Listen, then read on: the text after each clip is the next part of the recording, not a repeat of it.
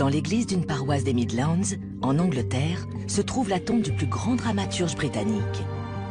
La pierre porte une simple épitaphe. Mon ami, pour l'amour du Sauveur, abstiens-toi de creuser la poussière déposée sur moi. Béni soit l'homme qui épargnera ces pierres, mais maudit soit celui violant mon ossuaire. L'étrange sépulture de William Shakespeare a longtemps alimenté la rumeur et la légende. C'est un mystère depuis des siècles. Pourquoi inscrire une malédiction sur une tombe? C'est étrange. Beaucoup de gens pensent qu'il n'est pas enterré à l'endroit de sa tombe. Mais alors où est-il? Il y a eu des dizaines de demandes d'excavation de son caveau. Mais l'Église n'a jamais permis qu'on viole sa sépulture. Les mots de son épitaphe stipulent clairement qu'il ne voulait pas qu'on dérange sa tombe. Mais à présent, grâce aux dernières technologies archéologiques, on peut voir ce qui se cache sous terre sans même soulever la pierre. On ne touchera pas aux ossements ni même à la poussière. Je m'appelle Hélène Castor, je suis historienne, spécialiste du Moyen-Âge et de la Renaissance de l'Angleterre. Et je vais suivre ce projet novateur. La dalle funéraire de Shakespeare est particulière. Elle est moins majestueuse que les autres, et elle est très courte. En chemin, nous réexaminerons un récit gothique qui évoque des violations de tombes. Nous ouvrirons une crypte souterraine. Un escalier secret, on se croirait dans Harry Potter. Nous analyserons un crâne mystérieux. Seigneur, regardez-moi ça.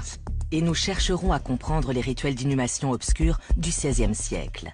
C'était une expérience très tactile pour les gens. Il est un peu déformé, non? 400 ans après la mort de Shakespeare, voici enfin l'occasion de dissocier les faits du folklore et de révéler ce qui se trouve sous sa pierre tombale. C'est en train de changer. Et là, quelque chose d'autre se produit. J'ai analysé de nombreuses tombes et je n'ai jamais observé ce genre de choses, où que ce soit.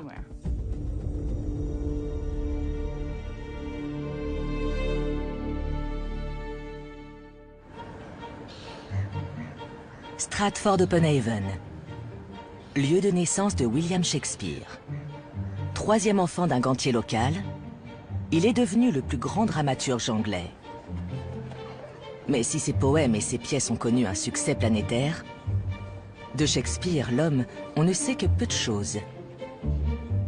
Les archives montrent qu'il se marie à 18 ans et que 10 années plus tard, il écrit des pièces pour la scène londonienne.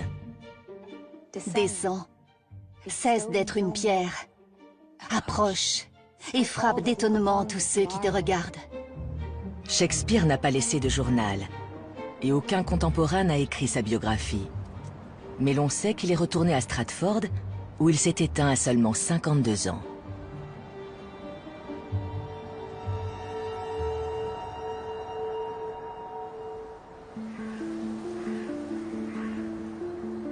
Le reste des secrets de Shakespeare est enterré ici, avec lui, dans l'église de la Sainte Trinité de Stratford. J'ai grandi près de Stratford. Je suis donc déjà venue sur place, il y a très longtemps. Mais on ne regarde jamais vraiment ce qu'on a sous les yeux. Il ne m'était jamais venu à l'esprit que notre plus grand dramaturge n'était pas inhumé dans le coin des poètes de l'abbaye de Westminster, mais ici, à 2 pas de chez moi, dans l'église de sa paroisse. Grâce à Shakespeare, cette église est l'une des plus visitées du Royaume-Uni. Merci. Je peux vous prendre un guide? Oui, ça fera 4 €. Tenez. Chaque année, environ 250 000 touristes viennent fouler l'hôtel où se trouve la tombe du célèbre dramaturge anglais. Voici les pierres tombales de la famille Shakespeare. Celle-ci, à gauche, est celle d'Anne Hathaway, l'épouse de William. À ses côtés se trouve celle du grand homme en personne, la tombe du poète William Shakespeare. Des 5 dalles funéraires de la famille Shakespeare, celle de William est la seule qui ne porte pas de nom. Son buste sur un mur adjacent est l'unique monument commémoratif de son enterrement ici, en 1616. Curieusement, sa dalle est trop courte pour une tombe. Elle mesure à peine 1 mètre de long. Le révérend Paul Edmondson est un spécialiste de la vie de Shakespeare et des théories qui foisonnent autour de ses funérailles. Certains pensent qu'une partie de la dalle a été enlevée, ou que cette marche a été érigée au-dessus. On a même suggéré qu'il aurait été enterré debout et qu'on aurait recouvert le sommet du crâne. Tout ça pourrait expliquer cet espace si exigu. Et puis, il y a ce vers, tout à fait captivant, inscrit sur la tombe. C'est à la fois une malédiction et une bénédiction. Béni soit l'homme qui épargnera ses pierres, mais maudit soit celui violant mon ossuaire. Ça donne des frissons. C'est dramatique, et c'est un mystère depuis des siècles. Pourquoi inscrire une malédiction sur une tombe? C'est étrange. Selon la théorie la plus en vogue, les dalles de la famille Shakespeare ne seraient que les repères d'une chambre funéraire souterraine. Ce guide m'indique que le cercueil de Shakespeare aurait été enseveli dans un caveau garni de briques. Sa femme, Anne, et les autres membres de la famille l'auraient rejoint à leur mort. Un caveau? Sous ces dalles? À ma connaissance, un caveau familial avec des cercueils en pierre serait situé à l'aplomb des dalles actuelles, sous l'ancien chœur liturgique, cette plateforme sur laquelle nous nous trouvons. C'est peut-être pourquoi celle de Shakespeare est légèrement décalée. Il est possible que son cercueil de pierre passe sous la marche sur laquelle nous sommes. Mais il existe une autre théorie, bien plus sinistre, au sujet de cette pierre tombale tronquée. Elle émerge dans une revue du 19e siècle. L'histoire prétend qu'une bande de chasseurs de trophées se serait introduite dans la tombe pour voler le crâne de Shakespeare. Les histoires invraisemblables et autres théories du complot me laissent sceptique. Mais n'ayant jamais vu de pierre tombale comme celle de Shakespeare, je comprends que les gens s'interrogent. Récemment, les archéologues se sont intéressés à Stratford, désireux d'en savoir davantage sur l'ancien résident le plus célèbre de la ville. On sait à présent qu'il y a ici des vestiges du XIVe siècle. En 2010, l'archéologue Kevin Coles dirige les travaux d'excavation de la maison familiale de Shakespeare à New Place. Pour l'heure, on s'en remet au fait que la plupart des briques brûlées sont à l'intérieur de cet arrondi. Les fouilles ont mis au jour une des 10 cheminées de la maison, son four et son cellier, ainsi qu'une petite salle de brassage destinée à faire de la bière. Des découvertes qui aident à dresser un portrait du riche propriétaire terrien qu'était Shakespeare. Tout a commencé avec le projet New Place. Je me suis rendu compte, à ma grande stupeur, que nous ne savions quasiment rien sur l'homme derrière cet illustre personnage. Après avoir comblé certains vides autour de la vie de Shakespeare, Kevin se tourne vers la Sainte Trinité et sa tombe étrange. En tant qu'archéologue, j'adore résoudre les mystères. L'étape suivante consistait évidemment à examiner sa tombe, ainsi que les mythes et les légendes qui s'y rattachent. Kevin sait que l'Église a refusé toutes les demandes destinées à faire ouvrir la tombe. Mais sa requête est différente. En tant que vicaire et conservateur de ce lieu sacré et des tombes qui s'y trouvent, ma position est très nette. Dans un sens, nous honorons la promesse que nous avons faite à Shakespeare de respecter les mots qui figurent sur sa tombe. Mais dans ce cas précis, il s'agit d'une investigation non intrusive. Bienvenue à la Sainte Trinité. Kevin reçoit le feu vert pour la première recherche archéologique, jamais autorisée sur la célèbre tombe. Voici le cœur de l'église. D'accord. Il n'y aura aucune fouille. On ne touchera pas aux ossements, ni même à la poussière. Formidable. Quand on parle d'archéologie, on pense truelle, brouette, terre, excavation des sols et chantier. Mais le XXIe siècle ouvre une nouvelle voie à cette science. L'arme secrète de Kevin est la géophysicienne Erika Utsi. Voilà un vrai défi pour le radar, un défi que l'on peut relever. Erika est une experte mondiale en RPS, le radar à pénétration de sol. Une technologie qu'elle a utilisée pour retrouver des tombes perdues depuis des lustres sous l'abbaye de Westminster, dont celle du roi Édouard le Confesseur. Pour distinguer des tombes individuelles d'un grand caveau, rien de plus simple. Le caveau dispose d'un grand volume d'air. J'obtiens 20. Encore. C'est bon. Pour sonder sous la pierre, Erika utilise la dernière génération des technologies RPS. Le procédé consiste à envoyer des ondes radio dans le sol. Lorsqu'elle rencontre des changements de milieu, les ondes sont renvoyées vers un récepteur qui permet à Erika d'établir une image du sous-sol. J'en ai 2. On émet une séquence de scan. On n'obtient pas un résultat direct, comme avec une caméra qui permet de distinguer telle ou telle chose. Le radar renvoie un signal à chaque changement de matière. C'est le changement qui est signalé. Le registre paroissial de l'église de la Sainte Trinité, un ouvrage merveilleux. Pendant que le scanner recueille des données, je décide d'explorer une des rumeurs les plus folles, selon laquelle Shakespeare n'aurait pas été enterré à la Sainte Trinité. Mais les archives de la paroisse, qui remontent à plus de 4 siècles, racontent une toute autre histoire. Nous y voilà. Une ligne mentionne son baptême dans l'église alors qu'il n'avait que 3 jours. Le 26 avril 1564, Guillemus Filius Johannes Shakespeare, en latin.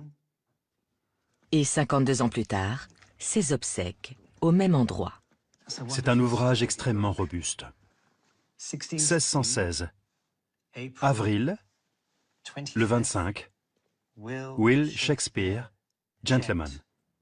Alors, si son nom apparaît ici, cela ne fait aucun doute que William Shakespeare a bien été enterré à la Sainte Trinité.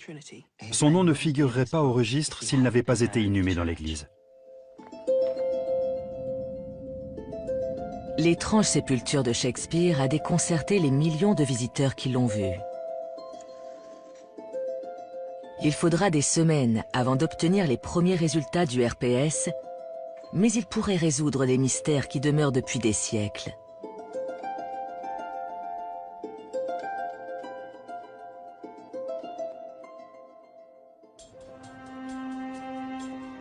En attendant, je brûle d'envie d'en savoir davantage sur les circonstances de la mort de Shakespeare. Il n'a que 52 ans, ce qui est relativement jeune pour une personne aisée à l'époque. Son décès engendre une multitude de théories extravagantes. Certaines prétendent qu'il aurait attrapé la syphilis dans les maisons closes de Londres, d'autres qu'il a été assassiné. Mais pour l'historien Paul Edmondson, la cause probable de sa mort serait plus prosaïque. On la trouve dans un récit de John Ward, le vicaire de la Sainte Trinité, rédigé 50 ans après le décès de Shakespeare. Il écrit ceci: Shakespeare, Drayton. Michael Drayton, un ami poète, et Ben Jonson, l'ami et le rival de Shakespeare, passèrent une soirée bien trop arrosée, car Shakespeare succomba à une fièvre contractée ce soir-là. Bien trop arrosé? Bien trop arrosée. Y a-t-il une raison de prendre cela au sérieux? Ça sonne vrai à mes oreilles. Johnson venait en effet d'être consacré poète lauréat. Ils ont pu se réunir pour fêter l'événement. Mais dans l'expression « bien trop arrosé », arrosé est précédé de guillemets inversés, ce qui sous-entend que John Ward cite une personne qui lui aurait relaté l'histoire. Il pourrait citer un témoin de la scène? En effet. Quelqu'un qui en savait plus que lui? Oui. Mais en 1616, quelle fièvre pouvait vous emporter? On a évoqué la typhoïde, bien sûr, même si on ne savait pas la nommer à l'époque. Nous ne saurons jamais exactement de quoi Shakespeare est mort. Pourtant, quelques semaines après cette rencontre arrosée, il est enterré à la Sainte Trinité. Mais à l'époque, la mort sonne rarement le glas d'une histoire.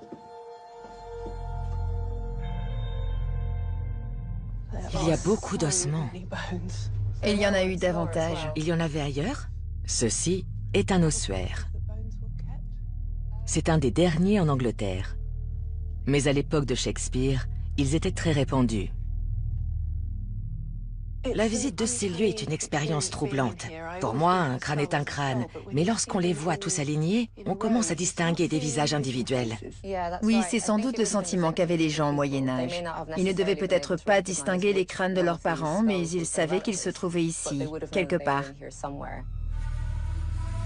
Aussi macabre que cela puisse paraître, il était courant jadis de déterrer les ossements des morts pour faire de la place aux nouveaux arrivants. Les familles venaient ici prier pour les âmes de leurs proches. C'était une expérience très tactile pour les gens. Par exemple, les contours de ce crâne semblent avoir été manipulés abondamment. Il est un peu usé, non? Ce rituel permettait de maintenir un lien physique avec les morts et jouait un rôle important dans le voyage de l'âme. Les gens venaient ici prier pour leurs défunts, dont la plupart devaient être au purgatoire, afin d'écourter le temps qu'ils étaient censés y passer. Le purgatoire est ce lieu à mi-chemin entre l'enfer et le paradis, où les âmes expient leurs péchés avant d'accéder au paradis. Tout à fait. Mais au XVIe siècle, la Réforme rejette l'idée du purgatoire. À l'époque de la mort de Shakespeare, il n'est plus nécessaire de prier pour les péchés des morts. On ne vient plus se recueillir dans les ossuaires. Désormais, on y entasse les ossements poussiéreux des cimetières surpeuplés. Il aurait été plutôt inopportun de garder les ossements de Shakespeare dans ce lieu, à l'abri des visiteurs. Dans un ossuaire, un lieu sombre et humide. Oui, en fait, à l'époque de Shakespeare, ces endroits étaient plutôt mal vus. C'était donc une peur réelle? Oui, le mot peur me paraît approprié. Il n'y avait aucune raison de déranger les morts. Mettre une épitaphe sur sa tombe était un moyen de s'assurer de reposer en paix. Défense d'entrée, ne me déplacez pas. Exactement. À l'époque de Shakespeare, la Sainte Trinité dispose de son propre ossuaire. Il se trouve à quelques mètres de l'endroit où Shakespeare repose. La malédiction gravée sur la dalle funéraire n'est pas le fruit d'une paranoïa excentrique. Elle se base sur une peur bien fondée. Dans Roméo et Juliette, une des pièces les plus célèbres de Shakespeare, Juliette envisage le même sort sinistre. Le thème de l'ossuaire apparaît en différentes occasions dans l'œuvre de Shakespeare. Dans Roméo et Juliette, Juliette évoque l'idée de pouvoir se retrouver piégée dans un ossuaire. Enferme-moi la nuit dans un charnier, sous un monceau d'eau de mort qui s'entrechoque, de moignons fétides et de crânes jaunes et décharnés. Dis-moi d'aller dans une fosse fraîche remuée, m'enfouir sous le linceul avec un mort. Ordonne-moi des choses dont le seul récit me faisait trembler. Elle imagine le pire.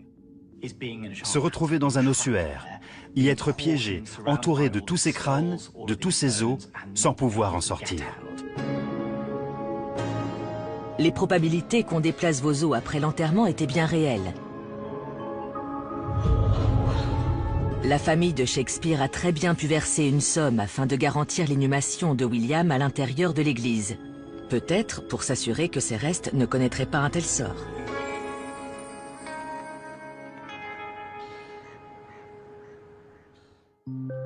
Regarde à quelle vitesse les données arrivent. C'est assez étrange d'ailleurs. Ça doit se prolonger. L'archéologue Kevin Coles et la géophysicienne Erika Udsi ont analysé les données RPS de l'église de la Sainte Trinité. C'est un processus chronophage, mais ils tiennent enfin leurs premiers résultats. Je suis très enthousiaste. Pour la première fois en 400 ans, nous allons découvrir ce qui se cache sous cette dalle.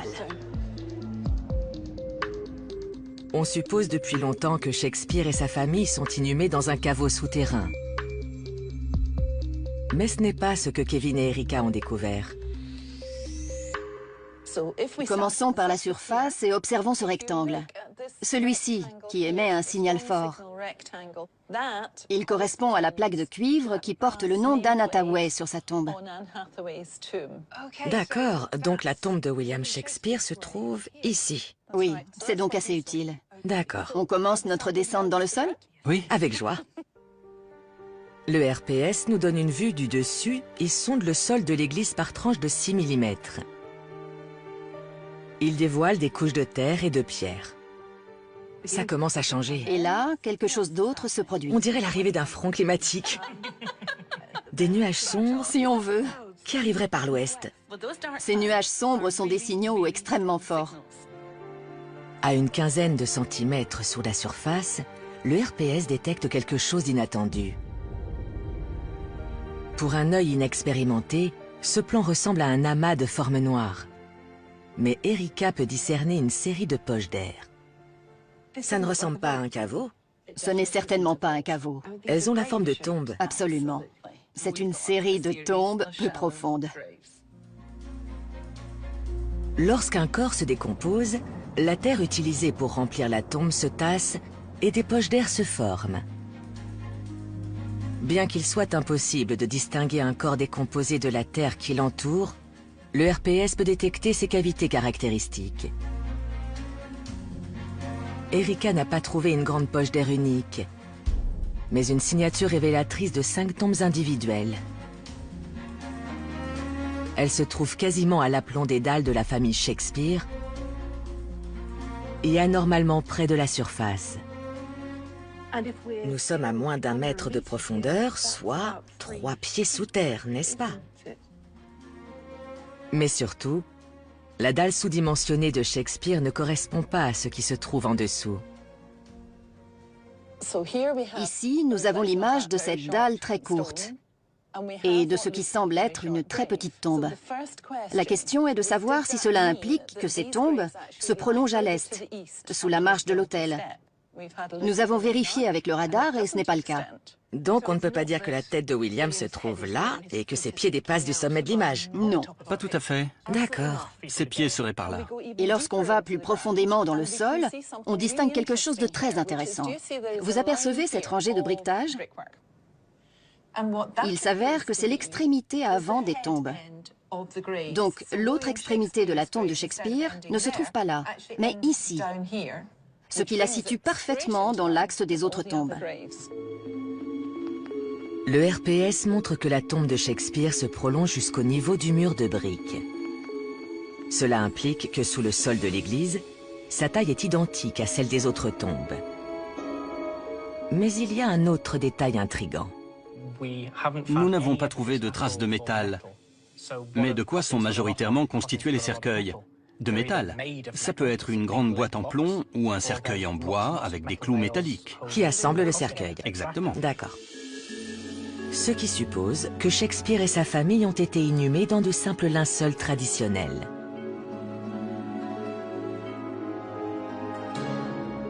Le plus grand dramaturge britannique n'a pas été enterré dans un vaste caveau, mais dans une tombe peu profonde sans cercueil. Le RPS a fourni quelques réponses, mais il soulève de nouvelles questions. Pourquoi recouvrir la moitié d'une tombe vide avec une dalle? Si on estime que cette pierre tombale était plus grande à l'origine, on doit se demander pourquoi sa taille a diminué. Que s'est-il passé dans le temps pour que la dalle semble plus courte qu'elle n'est réellement? Une analyse approfondie du RPS pourrait nous fournir des éléments de réponse. Mais les résultats orientent déjà Kevin dans une direction plutôt surprenante. Il étudie de plus près l'un des nombreux mythes qui courent autour de la tombe de Shakespeare. L'histoire, dont l'auteur demeure anonyme, émerge en 1879 dans une revue baptisée The Argosy. On y trouve des contes, des récits de voyage, des essais et des poèmes. C'est l'histoire d'un dénommé Frank Chambers, un jeune chirurgien qui vivait dans la région quelques 180 ans après la mort de Shakespeare. Le récit commence par un dîner dans un manoir près de Stratford. La conversation tourne autour de Shakespeare. Il est question de savoir si le célèbre buste en plâtre de l'église est un portrait fidèle du dramaturge. C'est alors qu'un des convives déclare qu'un riche amateur de littérature offre 300 guinées à quiconque lui procurera le crâne de William Shakespeare. Tenté par la somme rondelette et avide d'aventure, Chambers relève le défi. Et le récit vire à l'épouvante.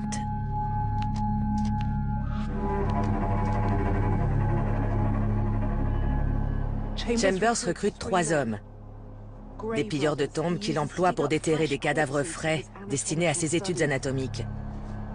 Une nuit, ils s'introduisent dans l'église de la Sainte Trinité. Sur place, ils soulèvent la dalle funéraire de Shakespeare et commence à creuser. Chambers murmure à ses hommes « Pas de pelle, juste les mains et cherchez le crâne à tâtons ». Un des hommes l'extrait et Chambers s'exclame « Je tiens le crâne de Shakespeare, enfin !» Il le contemple quelques courts instants, car le temps presse. Les pilleurs de tombes s'enfuient, emportant le crâne.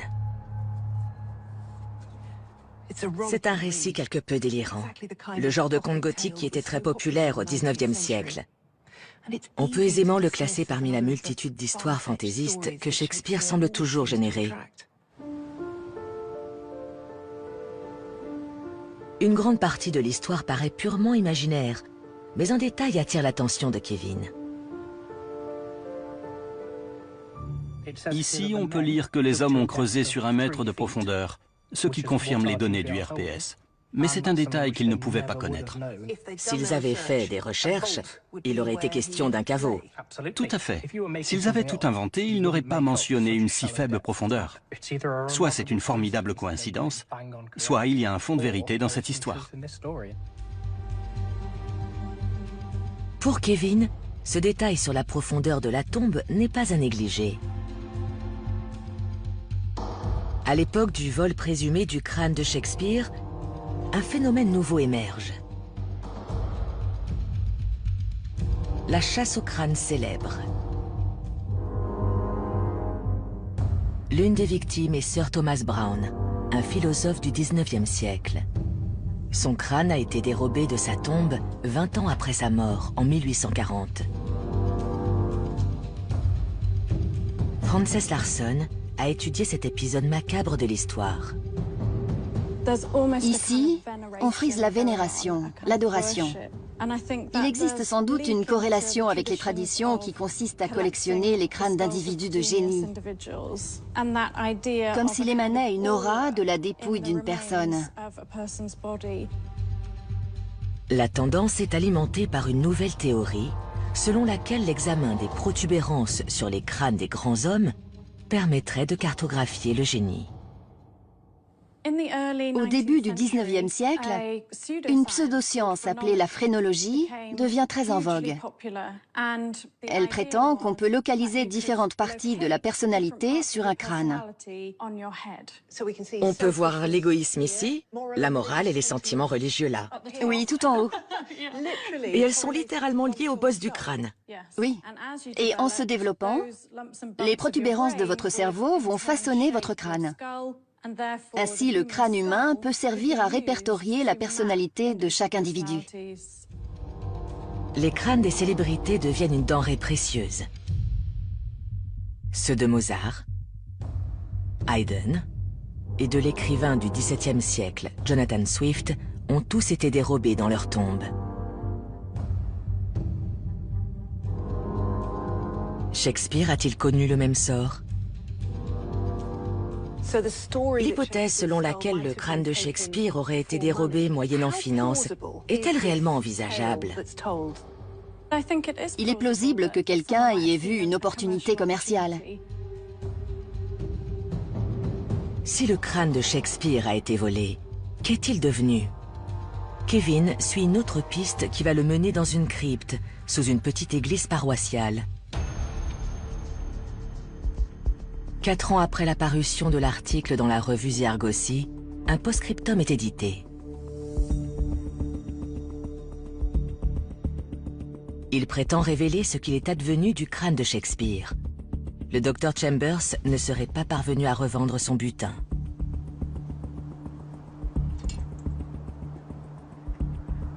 Chambers devient nerveux. Il veut se défaire du crâne. Il dit à d'ailleurs, l'un des pilleurs de tombes, de le remettre à sa place à Stratford. Mais au lieu de cela, l'histoire raconte que d'ailleurs le cache dans un caveau des environs.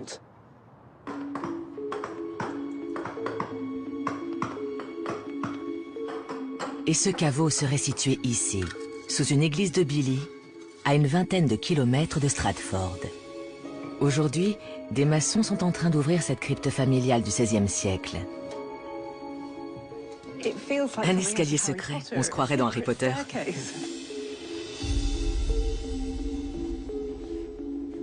La mission consiste à examiner un crâne isolé qui, selon l'histoire, serait celui de Shakespeare. Ça demande pas mal d'efforts, Ralph. En effet. Seigneur, le passage est étroit, mais il y a plus d'espace qu'on imagine en bas. Cette crypte est la dernière demeure de la famille Sheldon. Derrière ce passage étroit s'ouvre ce qu'on appelle un ossuaire. Un lieu où sont conservés les ossements. Et c'est ici que se trouve peut-être le crâne qui pourrait appartenir à William Shakespeare. C'est donc là qu'il serait.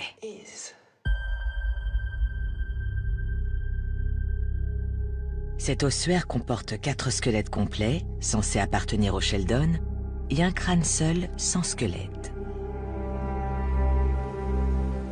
L'église de Billy a autorisé Kevin à examiner le crâne mystérieux dans le cadre de son enquête sur la tombe de Shakespeare. Il me paraît très important d'étudier cette piste et de consigner le crâne sur le site.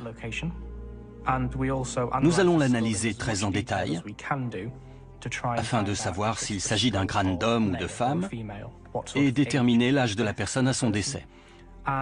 De là, nous établirons s'il y a la moindre possibilité que ce crâne soit celui de William Shakespeare. Prête? Oui. C'est la première fois que quelqu'un est autorisé à pénétrer dans la crypte pour analyser ce que l'on surnomme le crâne de Billy. Je te le passe. Par respect pour les défunts, l'Église a insisté pour que Kevin et son équipe ne touchent à aucun ossement. Il y a une part d'inconnu dans tout ceci, car on va devoir travailler dans une crypte où d'autres personnes sont inhumées. Nous allons essayer de scanner le crâne à l'aide d'un laser tridimensionnel. C'est un défi intéressant, car on utilise du matériel lourd et volumineux dans une petite crypte sombre. Le contexte est radicalement différent de celui auquel nous sommes habitués en matière d'enquête médico-légale. Il faut le baisser au maximum. Mick Britton est un ingénieur, spécialiste du scanner tridimensionnel. C'est assez peu commode. Il espère construire une image de synthèse en 3 dimensions du crâne non identifié. Ouais, on est un peu à l'étroit. En effet, c'est le problème. Je dois pouvoir prendre l'avant du crâne, mais le reste risque d'être très compliqué. On ne peut pas le contourner.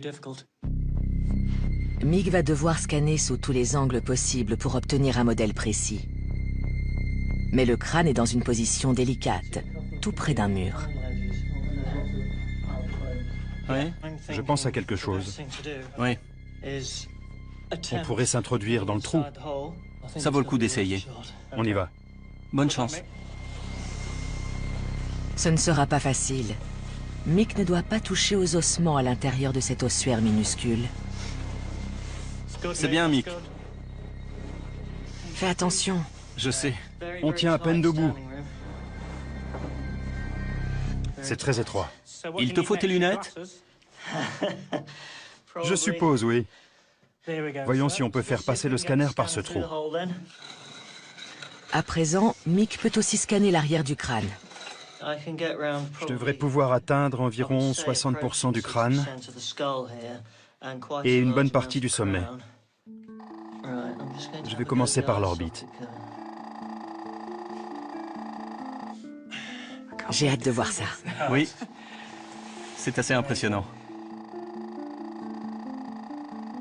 On peut scanner des détails avec une précision de l'ordre du millimètre, voire moins.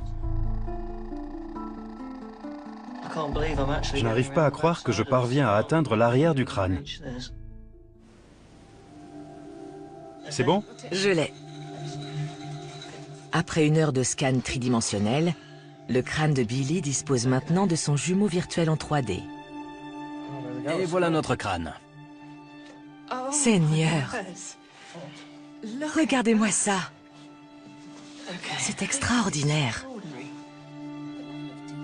Depuis plus d'1 siècle, ce crâne est supposé appartenir à William Shakespeare. Désormais, il peut être analysé par Caroline Wilkinson, experte médico-légale. En tant qu'experte en reconstruction crâno-faciale, Caroline travaille avec la police et aide cette dernière à identifier les victimes de meurtre. Elle peut déterminer si son âge et son sexe en font un candidat potentiellement compatible avec Shakespeare. Le crâne donne une grande quantité d'informations sur un individu. On peut déterminer son sexe, l'âge de sa mort et aussi un large éventail de ses catégories d'ascendance. Si on pousse les détails, on peut reproduire les traits d'un visage et son apparence. Ici, on a une bonne représentation 3D. D'emblée, on peut dire que du point de vue de l'ascendance générale, ce modèle correspond à un individu blanc de type européen. Blanc de type européen, jusque-là tout va bien. On est dans le vrai. La prochaine étape consiste à estimer l'âge de la personne à sa mort. Du point de vue anthropologique, on s'attache à examiner les dents, car l'usure est directement liée à l'âge de l'individu. Un photographe de scène de crime a pris des clichés du crâne afin que Caroline puisse examiner les dents dans le détail. Sur cet individu, on observe une résorption de l'os, notamment sur la partie antérieure où se trouvaient les incisives. Et rien n'indique qu'il y a des alvéoles à cet endroit. Ces dents sont donc tombées de son vivant. Oui. D'après ce crâne, l'individu était un septuagénaire, car on n'observe aucune trace de dents dans la mâchoire supérieure. Il est peu probable que Shakespeare ait perdu toutes ses dents à 52 ans, l'âge de son décès. Ensuite, on observe le front. D'autres détails semblent clocher. Sur les crânes masculins, on a tendance à voir un renflement au niveau des sourcils. Sur ce spécimen, on n'observe pas de protubérance osseuse. C'est un front plutôt lisse et régulier. La forme des orbites oculaires semble plutôt féminine. Compte tenu des éléments qu'on a, il s'agirait plutôt d'un crâne de femme. Si on s'en tient à l'âge, au genre féminin, ça paraît assez clair, non? Du point de vue des probabilités. Je resterai assez prudente, en effet. Que disent les probabilités? Tout porte à croire que ce n'est pas son crâne. Caroline a reconstruit le visage du crâne mystérieux.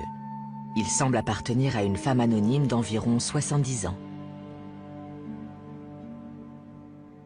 Pour autant qu'on sache, William Shakespeare n'était pas une femme. Non, ce serait vraiment inattendu. La légende du crâne de Billy s'avère n'être qu'une rumeur de plus. Mais cela n'exclut pas que des chasseurs de trophées aient pu voler le crâne de Shakespeare, comme le précise le texte de The Argosy. Car les données récoltées par le RPS corroborent un élément intrigant de cette histoire, la profondeur de la tombe de Shakespeare. Un détail que l'auteur du texte ne pouvait pas connaître. À présent, les derniers résultats du RPS viennent de tomber. Voici l'endroit où se trouve la dalle funéraire de William Shakespeare. Nous avons balayé le radar au-dessus de la zone, ce qui nous donne une vue panoramique et plongeante. Kevin a hâte de comprendre pourquoi une moitié de la tombe de Shakespeare est recouverte d'une dalle. Et ce qu'elle cache est encore plus étrange. Pour un non-initié, ça ressemble à un gros trou noir. De quoi s'agit-il, Erika? C'est de l'air. Le détail important, c'est cette couleur claire, les lignes claires qui bordent cette forme sombre. Car c'est ce qui maintient la poche d'air à l'intérieur. Il y a donc quelque chose qui forme un coffrage, très certainement un genre de pierre ou de brique, un matériau de construction. Ce qui est étrange, c'est que cette chose traverse l'avant de la tombe de Shakespeare, mais aussi le mur qui la sépare de celle d'Anne Hathaway. Le RPS a révélé un détail très bizarre. Une structure en forme de coffre qui traverse la tombe de Shakespeare.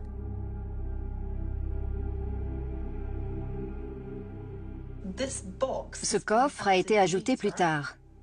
Et ce qui a dû se produire, c'est que le sol s'est affaissé. Quelqu'un a dû installer une structure en pierre afin de consolider le sol au-dessus. Pourquoi quelqu'un aurait-il délibérément construit un coffre de pierre ou de briques à cet endroit? Il doit probablement s'agir d'une sorte de replâtrage. C'est assez spécifique. Quelle est son utilité? Sans doute Parce qu'il y a eu plus de tassements à cet endroit que dans les autres tombes. C'est étrange, j'en conviens. Cela suppose qu'il y avait davantage de raisons pour que cette zone s'effondre, ce qui implique qu'elle a dû être remuée à un moment donné et qu'il a fallu intervenir pour poser une structure qui soutienne le sol. Erika a trouvé des traces de réparation importantes dans la tombe de Shakespeare. Une structure manifestement édifiée pour soutenir la dalle qui recouvre l'avant de la tombe. L'église a effectué des travaux de restauration au XIXe siècle, mais aucun registre ne fait état de ce genre de réparation. Cependant, un rapport mentionne bien l'affaissement du sol. J'ai analysé un grand nombre de tombes dans différentes églises et je n'ai jamais observé ce genre de choses, où que ce soit. Ça ne peut pas être simplement lié à l'usure naturelle? Les églises sont régulièrement restaurées, non? Oui, mais cette partie ici traverse ce qui semble être un mur de briques. Pourquoi réparer au-dessus d'un mur si ce dernier est encore intact? Un mur de briques ne s'affaisse pas, que je sache. Non. Ce qui suppose que ce mur de briques a été abîmé. Le RPS ne permet pas d'expliquer le pourquoi des travaux. Mais pour Kevin, la preuve de ce dérangement dans la tombe de Shakespeare colle avec le récit du vol de son crâne au XVIIIe siècle. Sur cette image, on ne voit aucune trace de réparation au niveau du sol. C'est une sacrée coïncidence. D'un côté, nous avons la preuve d'une intervention manifeste à l'avant de la tombe de Shakespeare. De l'autre, une histoire qui raconte qu'à une époque, quelqu'un est venu voler le crâne de Shakespeare.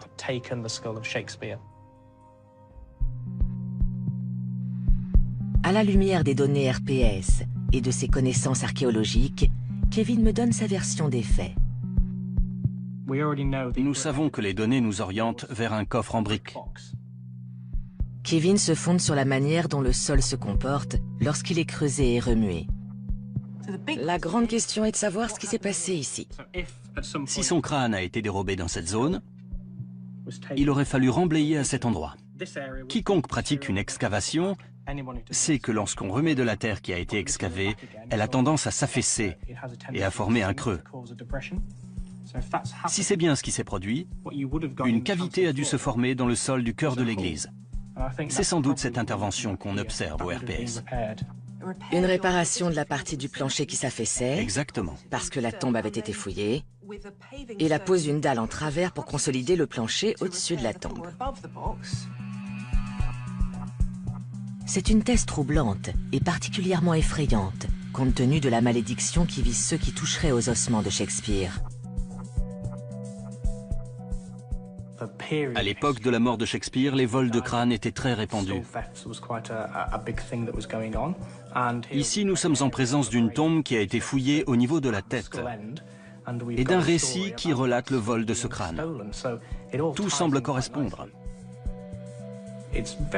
L'hypothèse selon laquelle son crâne n'est plus à la Sainte Trinité me paraît très convaincante.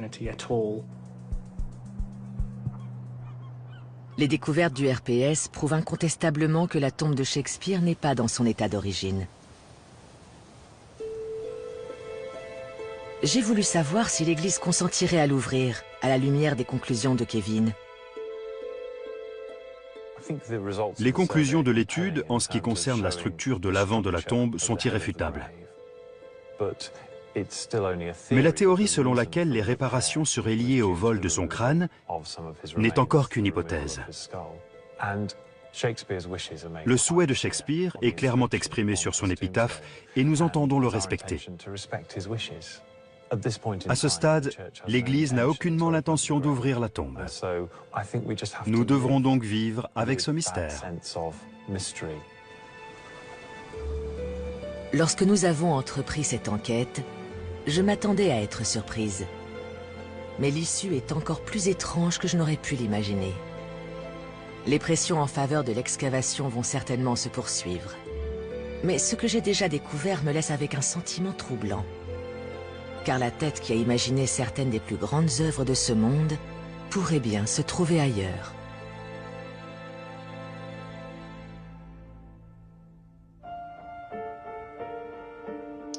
de suite, votre soirée science grand format continue.